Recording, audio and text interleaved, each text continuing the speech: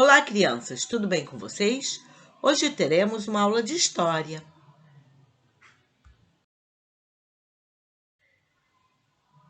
E o tema da nossa aula de hoje é sobre a imigração.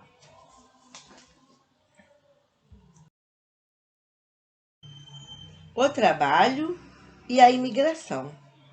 Durante o século XIX, diversos países europeus passaram por guerras e transformações políticas que enfraqueceram sua economia.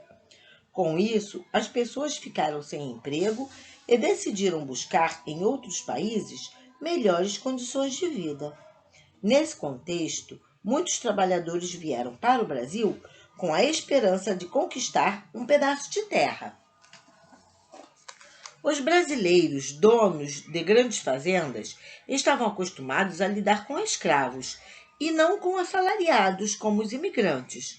Portanto, as condições de vida dos primeiros imigrantes foram relativamente parecidas com as dos escravos.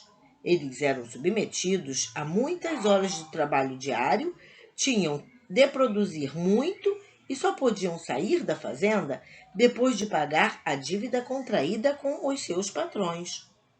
Não era interesse dos cafeicultores que os imigrantes tivessem sua própria terra, e sim que trabalhassem nas terras que pertenciam aos brasileiros.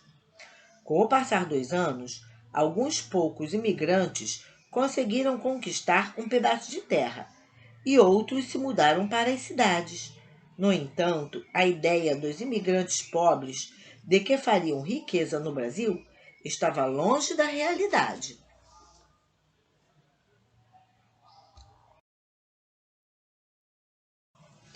As migrações mais antigas.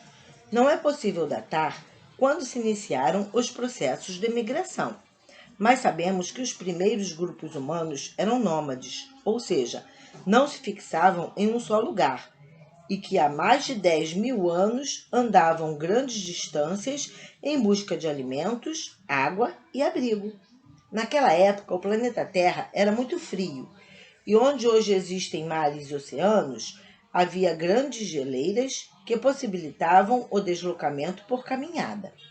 Até hoje não sabemos ao certo quando e como a região que forma o Brasil foi ocupada, apenas que as pessoas migraram e chegaram aqui vindas de terras que conhecemos hoje como África, Austrália e Ásia.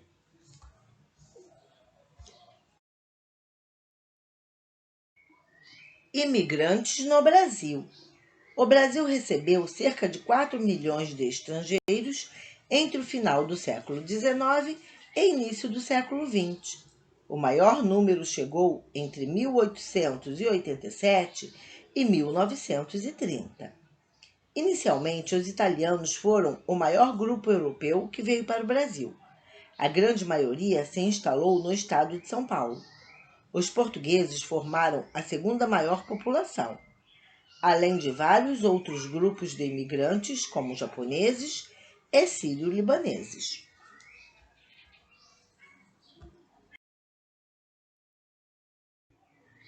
Os trabalhadores estrangeiros eram, em geral, camponeses ou operários de fábricas, que foram atraídos pela propaganda do governo brasileiro, prometendo facilidades como contrato de trabalho, pagamento da passagem de navio, moradia e, em muitos casos, terras para plantar.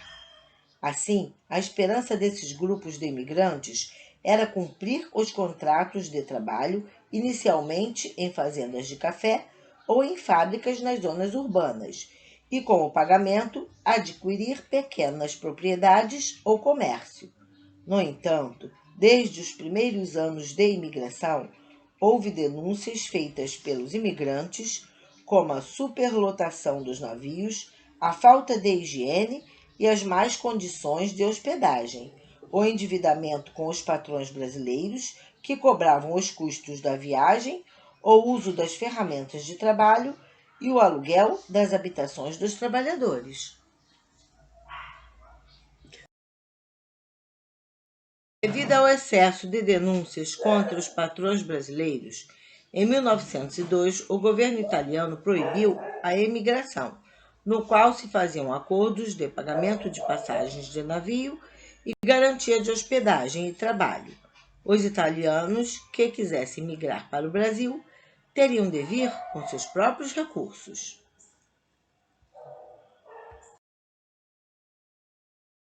Os imigrantes no campo.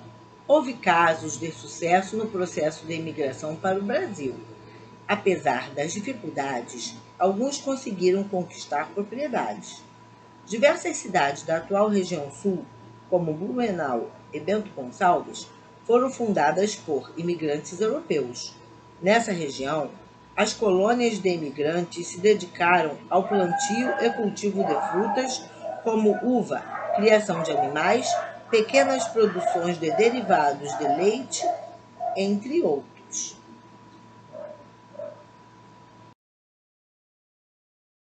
Na atual região sudeste, a cidade de Mogi das Cruzes, em São Paulo, tornou-se conhecida pela produção de caqui, cujo cultivo foi e ainda hoje é desempenhado por um vasto número de famílias de ascendência japonesa que se instalaram nessa região.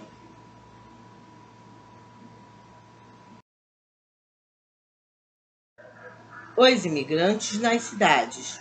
No final do século XIX, o Brasil vivenciou um processo de modernização urbana e industrial. Assim, no início do século XX, muitas cidades já haviam crescido e se estruturado. Uma das que se destacou foi São Paulo, por causa do acúmulo de dinheiro dos proprietários de fazendas de café, o que possibilitou investimentos na implantação e no desenvolvimento de indústrias. A cidade atraiu muitos imigrantes. Parte deles se dedicava a atividades artesanais, outros atuavam como profissionais liberais, médicos, professores e advogados. Havia também aqueles que trabalhavam nas indústrias.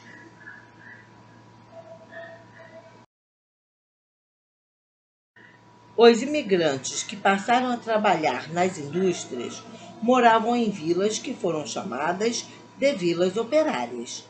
A primeira foi inaugurada em 1917 no bairro do Belém e ganhou o nome de Vila Maria Zélia.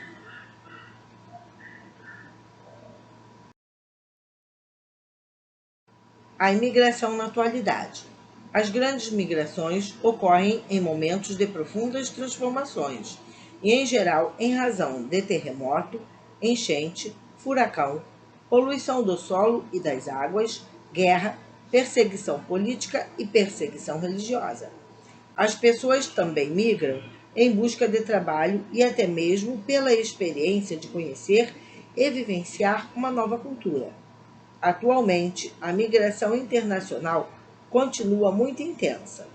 Os Estados Unidos e alguns países europeus, como Portugal e França, são os que mais recebem migrantes.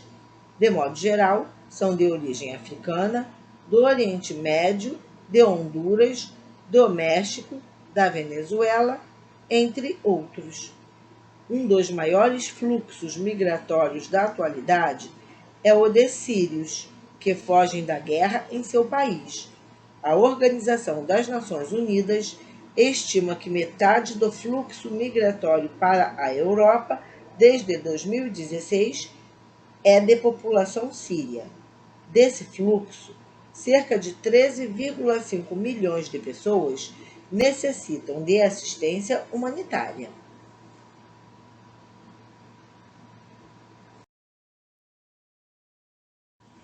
E este foi o recadinho de hoje sobre a imigração. Espero que tenha entendido. Dê um like, se inscreva no meu canal e até o próximo vídeo.